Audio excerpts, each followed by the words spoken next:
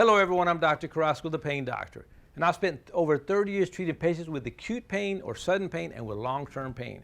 I've stated on many of my TV shows that living in pain is not normal, and I really believe that. My mission is to help you understand what is causing your pain. To do this, I will help you understand the signs and symptoms, the diagnosis, and the treatment of many different types of pain.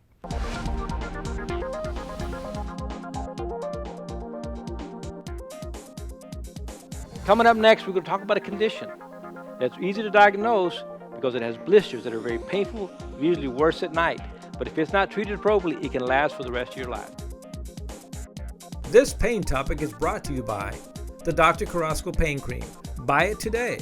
Call 210-614-4825 or online at carrascopaininstitute.com. I'm Dr. Carrasco. I'm Dr. Alex De Jesus. You know, Alex, we talked about a lot of painful conditions, but this is one of the most painful conditions there is. It causes severe pain in these patients. Sometimes suicide is one of their only options. Well, we're talking about postherpetic neuralgia, and what is that exactly? How do you get that? Well, when you're young, you end up getting chickenpox.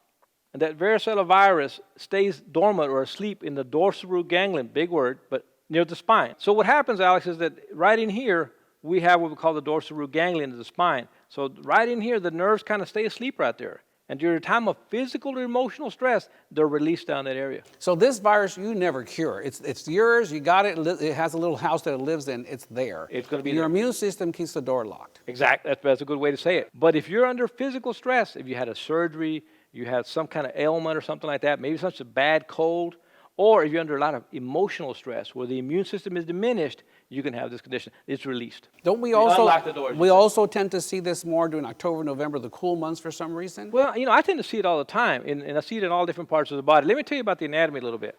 All right, so here's what's happening now. We talked on the model, but let's talk about here. This is the actual spine, and the nerves come out of both sides and go all the way down the body. They come around to both sides. But what happens is it's released here, for example. It travels right around these nerves, right around the ribs, all the way around here, and it travels around to the center. So one thing about this is when you have blisters, generally most people have blisters, and then this pain will go right along the same to follow those blisters.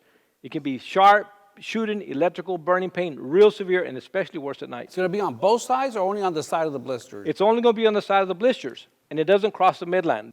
Okay, it's kind of some fluid-filled, kind of grayish-brown blisters is what we see. Whenever those blisters are still there, the person is considered to be contagious.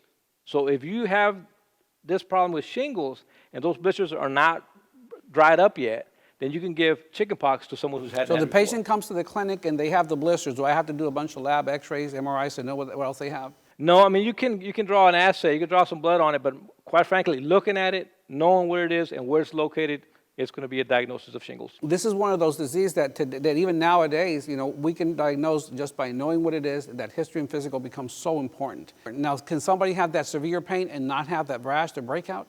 You can. It's called herpes zoster zinase. Not very common that I see it, but it can be where the blisters are inside the body. It makes the diagnosis more difficult. You got to go on the symptoms of burning, shooting, electrical type pain, especially worse at night. Again, anybody who's had chickenpox has a risk of getting this condition. Now, there's a way to prevent this disease, and we don't have that many diseases we can prevent. So this is one of those that we actually can try to prevent. Well, now, as you know, kids now are getting injections for or some vaccination for chickenpox.